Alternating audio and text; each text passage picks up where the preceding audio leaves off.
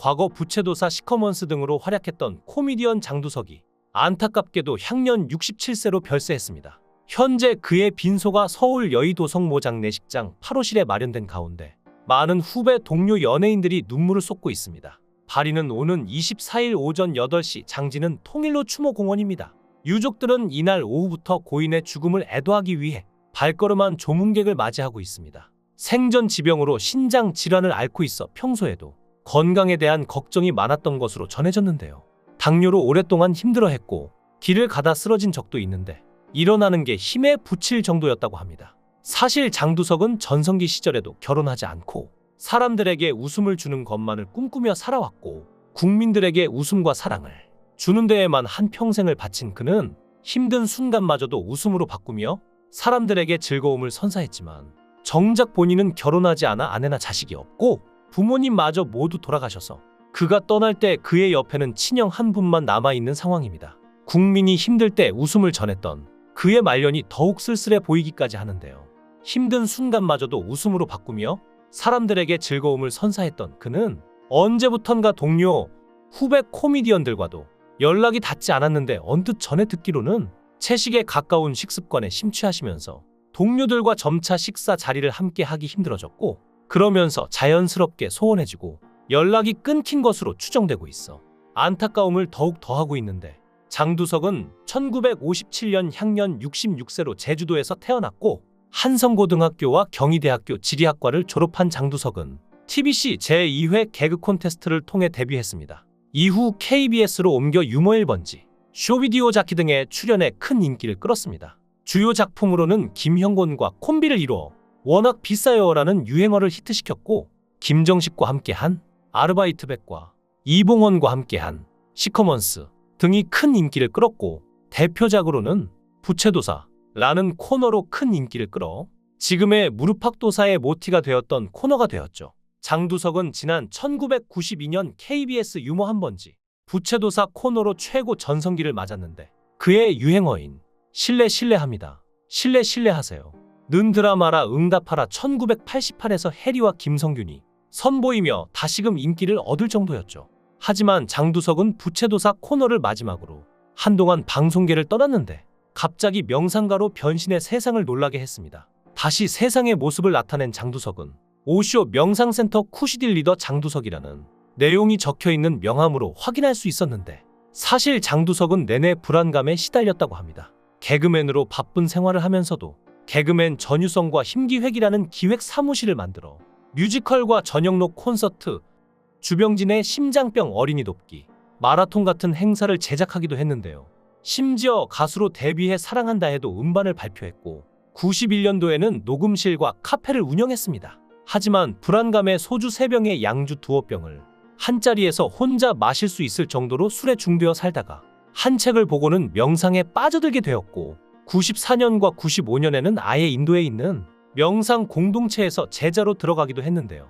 이후에 담배도 끊고 식사도 채식으로만 하고 술은 입에도 대지 않았으며 방송 활동도 일절하지 않았기에 동료들과 연락이 전부 끊어졌던 것입니다.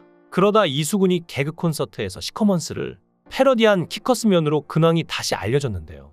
이수근이 이봉원이에게는 리메이크에 대해 전화로 상의하며 허락을 받았지만 장두석의 연락처를 몰라 연락하지 못한 것이었죠. 하지만 장두석은 연락을 받지 못했음에도 마음 넓게 후배들을 이해하며 혹시 도움이 필요하면 언제든 도우겠다고 했는데요. 그가 얼마나 배려 넘치는 성격이었는지 여기서 드러나는데요. 그러던 2007년 무려 17년 만에 가수로 컴백하는데 방송에는 15년 만에 출연하게 돼요. 부채도사의 탄생 배경을 고백했는데요. 당시 데뷔 앨범을 준비 중이었는데 장두석에게 곡을 준 작곡가도 신인이었기에 앨범이 잘 될지 궁금해 이대 앞에 위치한 한 허름한 점집에서 점을 보았는데요. 손님이 한 명도 없는 점집이었는데 웬 아주머니가 동자승이 그려진 까만 부채를 흔들며 부채신이시여 웃기는 게 좋겠습니까? 가수를 하는 게 좋겠습니까?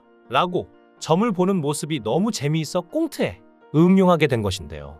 부채도사가 대박이 난 뒤에 다시 그 점집을 찾아갔지만 문을 닫아서 거하게 보답하지는 못했다고 하는데 그 찰나의 순간에 재밌었던 포인트를 꽁트화해서 코미디로 승화한 게 코미디언만이 할 수 있는 재능이 아닐까 싶습니다. 그리고 1990년대 들어 인기가 사그러들자 가수로 전환하여 사랑한다 해도 라는 곡이 제법 히트했지만 그 외 음반의 인기는 신통치 않았고 오쇼 라즈니쉬의 제자로 입문하여 1990년대 중순경 설립한 명상센터가 경영난에 빠지며 경제적인 압박을 받게 되자 나중에 개그 콘서트 코미디 40년 특집으로 한시커먼스 코너에 이봉원과 함께 나왔는데 그동안 어떻게 지냈냐고 서로 묻자 이봉원은 사업을, 장두석은 가수를 했었다고 했는데 둘 다 망해서 상호간에 그동안 뭘 하며 지냈는지도 몰랐었다고. 정확히 말해서는 이봉원이 먼저 당신 가수인 거 몰랐다고 공격하자 장두석이 사업 얘기로 반격한 거지만 결국 둘 다 상처만 깊어졌습니다. 그 후 그의 2집 앨범은 그를 기다리는 팬들을 위해서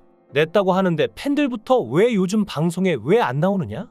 좀 나왔으면 좋겠다라는 말을 들어 아직 남아있는 팬들에게 사랑을 보답하고자 꾸준히 앨범을 내려고 노력했습니다. 당시 추억의 코미디언이었던 심영래가 인기를 끌며 장두석 역시 나오지 않겠냐는 여론이 있었는데 장두석은 유머 한 번지 스타일의 꽁트 프로그램이 다시 생긴다면 재차 도전해보고 싶은 마음이지만 과거의 답습이 아닌 새로운 코너를 선보이고 싶고 내 나이에 맞는 웃음으로 다가가고 싶다며 아직까지 코미디에 대한 열정이 식지 않았음을 드러냈습니다. 과거 꽁트는 시청자들에게 웃음이 전달되기까지 오랜 시간이 걸리지만 인정을 받게 되면 그만큼 더 오래 사랑을 받았는데 최근 개그 프로그램들은 현장에서 웃겨야 하기에 감각적인 면이 중요할 것 같다고 분석까지 하는 모습을 보면 얼마나 사람들을 웃기고 싶었던 것인지 그의 마음을 알 수가 있었는데요.